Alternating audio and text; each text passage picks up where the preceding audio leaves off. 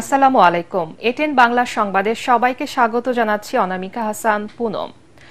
দেশের গণতন্ত্র পুনরুদ্ধারের সংস্কার প্রস্তাবে সব রাজনৈতিক দলকে দ্রুত ঐক্যমত্যে পৌঁছানোর আহ্বান জানিয়েছেন জাতীয় ঐক্যমত্য কমিশনের সহ-সভাপতি ডক্টর আলী রিয়াজ। সকালে রাজধানী ফরেন সার্ভিস একাডেমিতে রাজনৈতিক দলগুলোর সাথে দ্বিতীয় পর্যায়ের ১৬তম দিনে আলোচনায় তিনি বলেন, আগামী ১০ দিনের মধ্যে জাতীয় সনদ ঘোষণা করতে চায় কমিশন। এর মধ্যে সব দলকে ঐক্য গড়ে তুলতে হবে। যেসব বিষয়ে ঐক্য হচ্ছে না সেগুলো কমিশন জোর করে চাপিয়ে দেবে না বলেও জানান তিনি। ডক্টর আলী রিয়াজ আরও বলেন, জুলাই আন্দোলন ব্যর্থ হয় এমন মতনৈক্য থাকা ঠিক হবে না। মুক্তিযুদ্ধ ৫৩ বছরের সংগ্রাম এবং গত বছরের যে অভাবনীয় অভূতপূর্ব গণঅভ্যুত্থান এবং রক্তপাত এবং প্রাণনাশ, সেগুলো আপনারা মনে রাখুন, আমরা মনে রাখি। সেই বিবেচনাগুলোকে সামনে রেখে আমাদেরকে অগ্রসর হতে হবে। যদি সকলে মিলে, অধিকাংশ দল মিলে মনে করি যে এটা আসলে আমরা বিবেচনায় রাখতে পারবো না, তাহলে সেটা বাদ দেওয়ার ব্যাপারে কমিশন কোনো অবস্থা নেই। কমিশন মনে করে যে এগুলি গুরুত্বপূর্ণ, সে যে কারণে উপস্থাপন করা হয়েছে। কিন্তু আমরা জোর করে কিছু চাপিয়ে দিতে চাইনি, কখনো চাইবো না। আপনারা আশা করি আগামী আজকের থেকে ১০ দিনের মধ্যে আমরা এক জায়গায় উপনীত হব, একটি জাতীয় সনদ তৈরি করব। ২১ জুলাই ২০২৪ চতুর্থ দিনের মতো সারা দেশে ইন্টারনেটবিহীন চলছিল কারফিউ। আন্দোলন বেগবানের সাথে বাড়তে থাকে লাশের মিছিল। এর মধ্যে কোটা পুনর্বহাল সংক্রান্ত হাইকোর্টের রায় বাতিল করেন সর্বোচ্চ আদালত। তবে এতে বেঁকে বসেন সমন্বয়করা। ৪ দফা দাবি পূরণে ৪৮ ঘণ্টার আলটিমেটাম দেন তারা।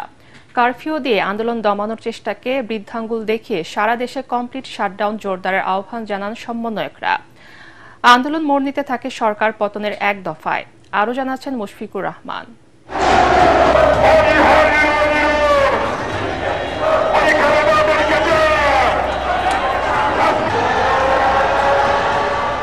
৯ দফা দাবি নিয়ে শুরু হওয়া কোটা সংস্কার আন্দোলন, শিক্ষার্থীদের শান্তিপূর্ণ অবস্থান, সরকারের গড়িমসি, প্রহসন।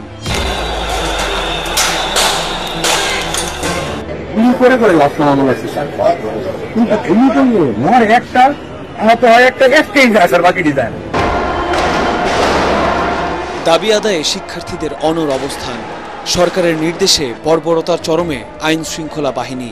গুলি চলে মিছিলে, রাজপথে ঝরে অসংখ্য প্রাণ। কারফিউ দিয়ে আন্দোলন দমানোর চেষ্টা বন্ধ করে দেওয়া হয় সকল শিক্ষা প্রতিষ্ঠান। তবুও দমেনি আন্দোলনকারীরা। শিক্ষার্থীদের সাথে যোগ দেয় মুক্তিকামী নানা শ্রেণী পেশার মানুষ। প্রবাসীরা রেমিটেন্স পাঠানো বন্ধ করে সমর্থন জানায় স্বৈরাচার পতনের আন্দোলনে। আমরা একটা টাকা ব্যাংকে ছাড়বো না। গুলি করে মারছে পুলিশ। আন্দোলন দমাতে নতুন চাল দেয় তৎকালীন আওয়ামী লীগ সরকার। ২১ জুলাই সারা দেশে সাধারণ ছুটি ঘোষণা করে তারা। কারফিউর মধ্যেই বিশেষ শুনানির মাধ্যমে বাতিল করা হয় সরকারি চাকরিতে নিয়োগের ক্ষেত্রে কোটা পুনর্বহাল সংক্রান্ত হাইকোর্টের রায়।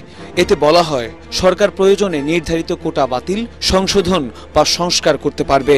হাইকোর্ট ডিভিশনের রায়টি বাতিল বলে গণ্য হলো। অ্যাপিলেট ডিভিশন আর্টিকেল 104 অনুযায়ী কোটা প্রথার একটি চূড়ান্ত সমাধান দিয়েছেন। সাধারণ কোটা থাকবে 93%। গণমাধ্যম কর্মীদের মুঠোফোনে একটি খুদে বার্তা পাঠিয়ে কমপ্লিট শাটডাউন কর্মসূচি আরও জোরদারের আহ্বান জানিয়ে যৌথ বিবৃতি দেন আন্দোলনের ৫৬ সমন্বয়ক। এতে বলা হয়, শুধু আদালতের রায়ের মাধ্যমে হত্যার দায় এড়াতে পারে না সরকার।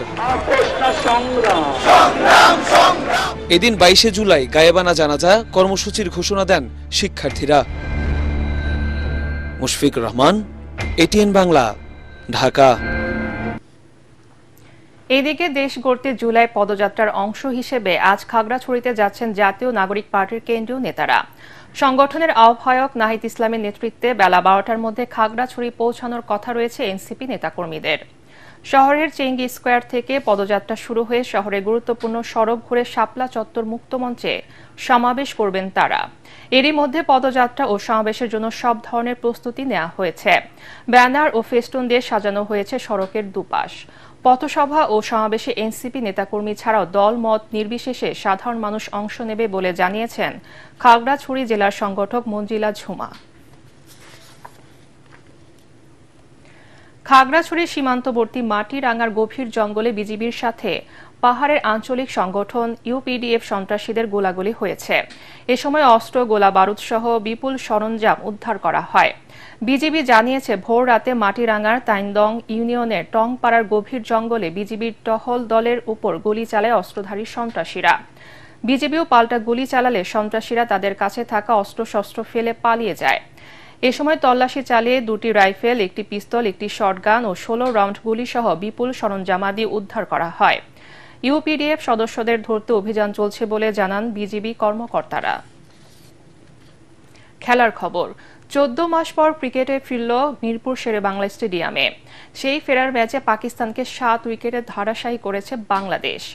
ম্যাচ শেষে সংবাদ সম্মেলনে স্বাগতিক দেশের উইকেটের সমালোচনা করলেন পাকিস্তানের কোচ মাইক হেসন, কিন্তু ম্যাচ সেরা পারভেজ হোসেন ইমন তা মানতে নারাজ। পরাগ আরমানের রিপোর্ট। আবারও শোনা যাচ্ছে বাঘের গর্জন।